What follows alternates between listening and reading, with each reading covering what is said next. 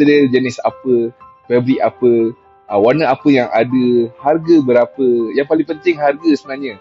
Jangan risau tuan-puan, sempena raya nak dekat ni kita akan bagilah diskaun. Tapi kalau nak tahu harga diskaun tu, tuan-puan boleh klik dekat beg biru tuan-puan.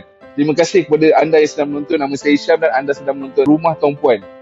Tapi tuan-puan boleh jadikan inspirasi lah sofa macam ni. Bayangkan rumah tuan-puan ada sofa macam ni. Empuk, selesa. Kalau nak panggil saudara mara datang rumah pun tak malu tuan-puan. Sebab sofa ni memang unik design dia. Cantik, unik dan sangat-sangat trendy. Tuan-puan. Ni fabrik berbulu. Tapi kalau tuan-puan ada anak kecil, rumah jenis ramai orang datang, tetamu datang, ramai sentiasalah diziarahi oleh tetamu rakan handai. So saya syorkan fabrik jenis Easy Clean. Easy Clean ni dia boleh